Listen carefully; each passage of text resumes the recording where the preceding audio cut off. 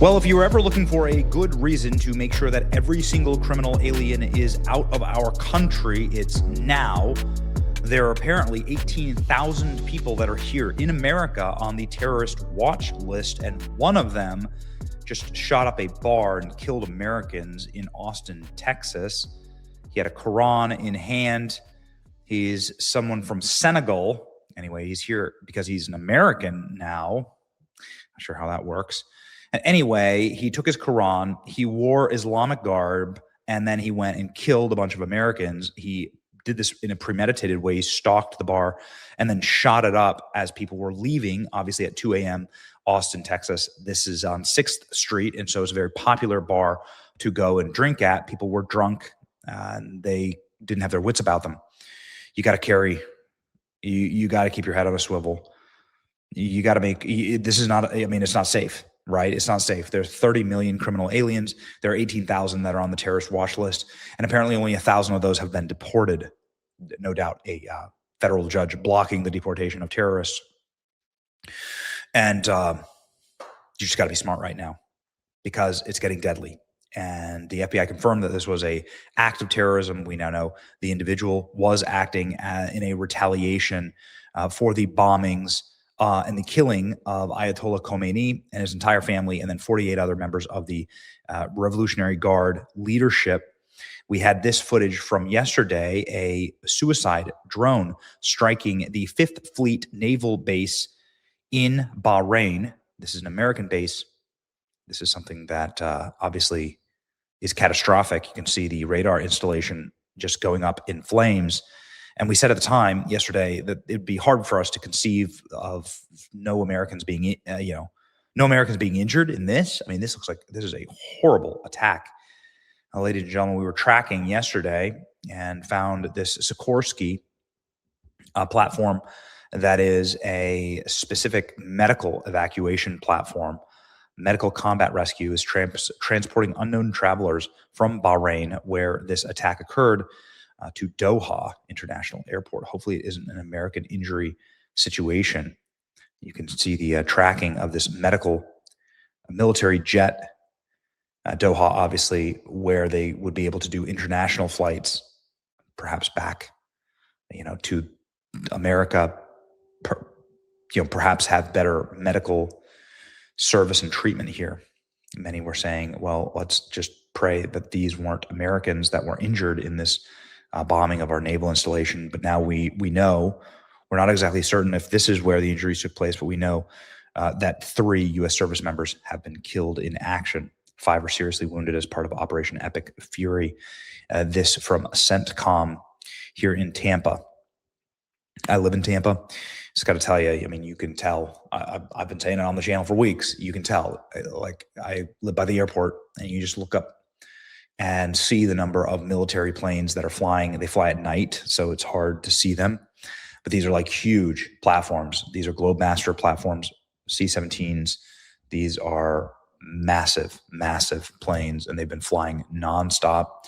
Some of the military members who are in my neighborhood, they're not coming home to their families, not meaning that they've been lost, but that they're either deploying or living at the base. And you can tell these things, right? You could track it. You could track it by just pretty much tracking what's happening here in Tampa. And this is horrible. There was a sort of the language, the propaganda language last night was that we were able to take out Khomeini, we were able to take out Iranian leadership, we were able to take out Maduro without losing a single American. And that's just not the case. So now blood has been spilled. American lives have been spilled in this endeavor. And the question is going to be, has the message been sent to the American people? Has been communicated why this was necessary, right? And that is going to be the critical message for the administration. Several others sustained minor shrapnel injuries, concussions, and are in the process of being returned to duty. Major combat operations continue as a response to effort is ongoing. The situation is fluid, so out of respect for the families, we are withholding additional information, including the identities of our fallen warriors, until 24 hours after the next of kin have been notified. So now this is going viral. Rest their souls. God rest their souls. Neocons are to blame for this. Israel is to blame for this. America's always against sent to die for Israel. God bless their souls. God bless our military. Rest in peace, heroes.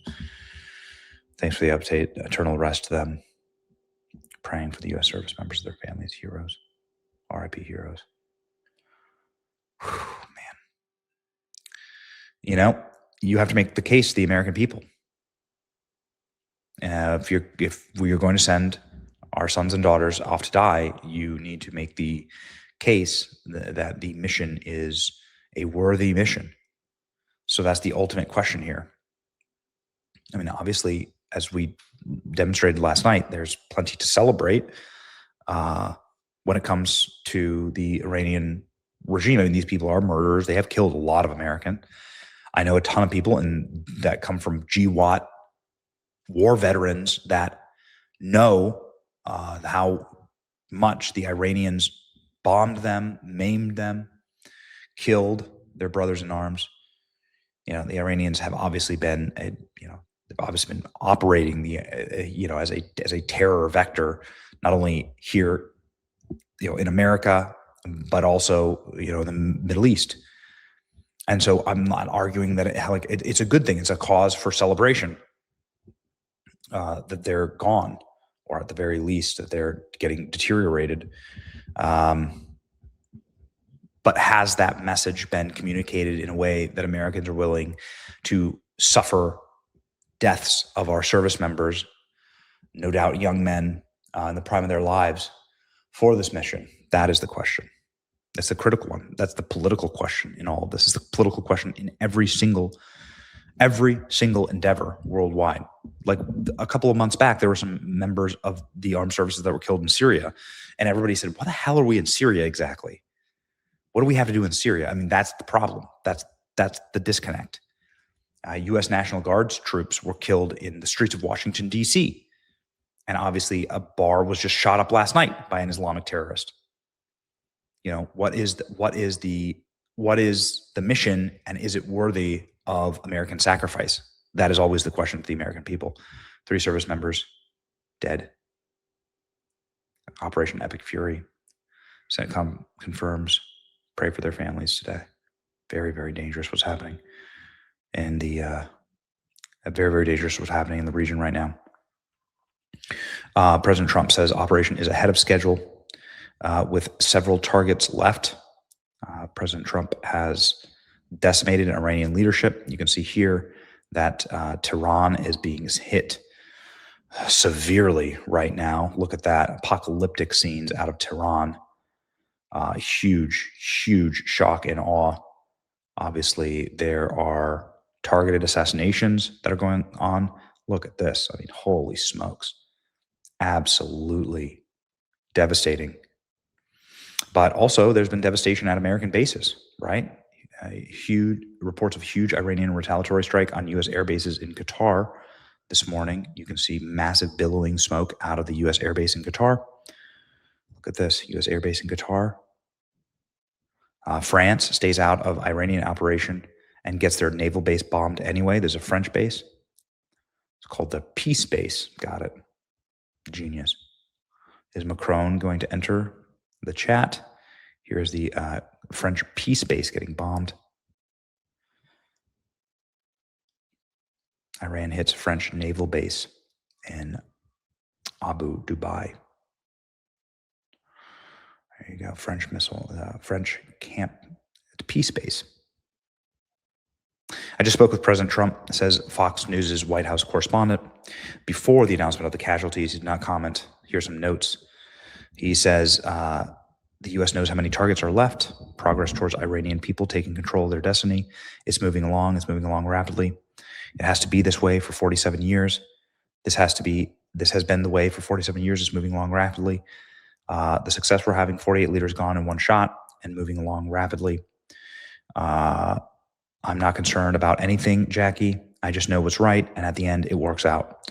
He cited the good outcomes from Venezuela operation and Iran's nuclear facilities with B-2 bombers. If we didn't do that, they'd have a nuclear weapon within 2 weeks, and then all of this would not have been possible. So, ladies and gentlemen, that's the line. Repeat the line. All right, Iran would have a nuclear weapon within 2 weeks. Been hearing that my whole life.